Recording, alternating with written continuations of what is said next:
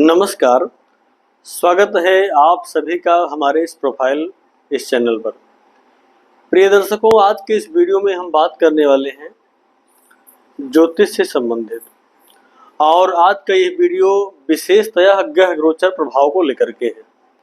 आज के इस वीडियो में हम बात करेंगे तुला राशि वालों के लिए ये समय किस प्रकार से व्यतीत हो रहा है या किस प्रकार से चल रहा है, उन्हें कौन सी नई योजनाएं बनानी चाहिए, कौन से ऐसे कार्य करने चाहिए या फिर किन कार्यों को उन्हें नहीं करना चाहिए।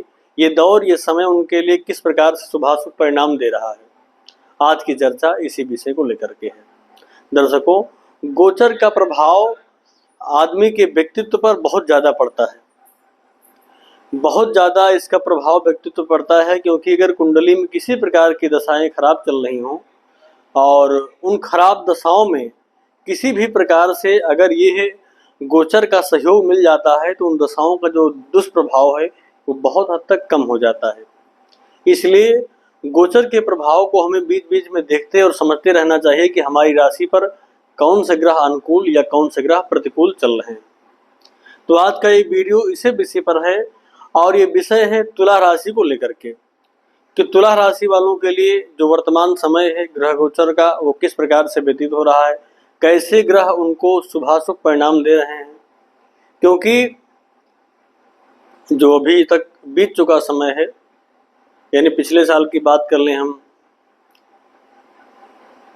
मई 2024 से मई 2025 तक, तो तुला राशि के लिए कोई बहुत अच्छा खास या अच्छा समय नहीं कहा जा सकता गोचर के हिसाब से।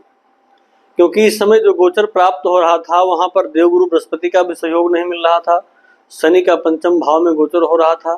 ऐसे में कई प्रकार के कष्ट तुला राशि वालों को प्राप्त हो रहे थे। तुला राशि वालों को ऐसे में शनि का भी दुष्प्रभाव प्राप्त हो रहा था, और साथ ही साथ में देवगुरु बृहस्पति का किसी प्रकार से भी सहयोग सपोर्ट नहीं मिल रहा था। अब जो समय चल रहा है तुला राशि वालों के लिए बेहद खास है और बहुत बढ़िया है। शनि का जो दुष्प्रभाव था पंचम भाव से वो हट करके छठवें भाव में आ गया है। छठवें भाव में बैठ करके शनि, अगर आप किसी भी दीर्घकालिक रोग से ग्रसित हैं तो कहीं न कहीं उसको, उस रोग से आपको मुक्ति दिलाने का कार्य कर रहे हैं। वहीं पर अगर हम बात कर लें राहु की, तो राहु का गोचर इस समय आपकी राशि से पंचम भाव में है। इसको हम बहुत अच्छा नहीं कह सकते, क्योंकि पंचमस्थ राहु कई बार शिक्षा के क्षेत्र में जो अध्ययन कर रहे विद्यार्थी हैं उनको भटकाने का कार्य कर सकते हैं। जो शिक्षा ग्रहण कर रहे हैं ऐसे विद्यार्थी जो तुला राशि वाले हैं, चाहे वो स्त्री हो या पुरुष, यानी लड़के हो या लड़की, कहीं न कहीं तुला राशि वाले इस समय राहु के पंचमस्थ होने से उनकी शिक्षा में बाधाएं आ सकती हैं, भटकाव की स्थितियां बनेंगी। लेकिन शनि का जो दुष्प्रभाव था वो दुष्प्रभाव समाप्त हो गया है। शनि यहाँ पर बैठ करके भी कोई बहुत अच्छा परिणाम नहीं दे रहे थे। शिक्षा के क्षेत्र की अगर बात छोड़ दें तो फिर जो व्यक्ति धनार्जन के लिए उद्यत हैं, यानी धन कमाना चाह रहे हैं, जो व्यापार कर रहे हैं, जो नौकरी कर रहे हैं, उनके लिए शनि का ये पंचमस्थ गोचर बिल्कुल अच्छा नहीं कहा जा सकता था।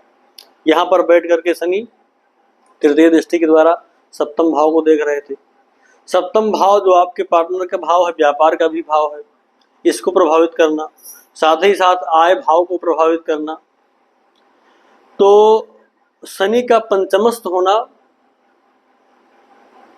और इनकी जो दशम दृष्टि थी वो धन भाव पर होना, तो पंचम शनि आपको बहुत कष्ट दे रहे थे तुला राशि वालों के लिए। उस चीज से तो आपको राहत मिल गई है।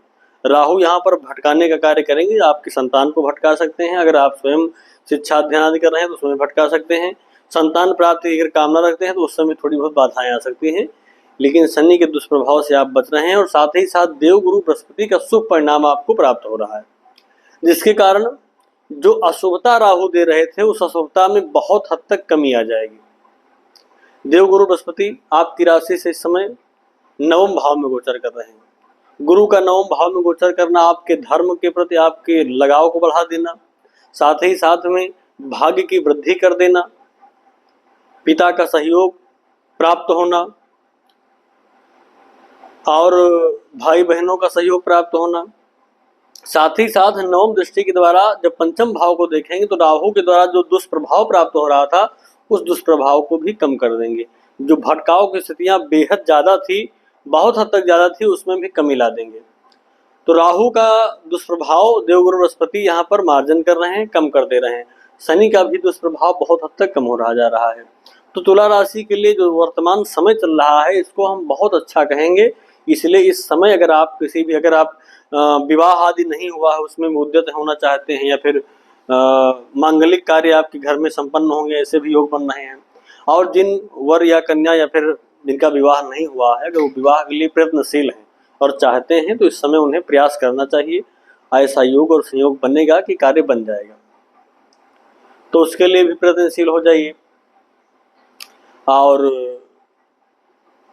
राहु का पंचम भाव में गोचर करना है, संतान आदि के प्रति अगर चाह है तो उसमें कुछ दिक्कतें ला सकते हैं, राहु का उपाय कर लेना चाहिए, इससे भी आपको लाभ मिलेगा।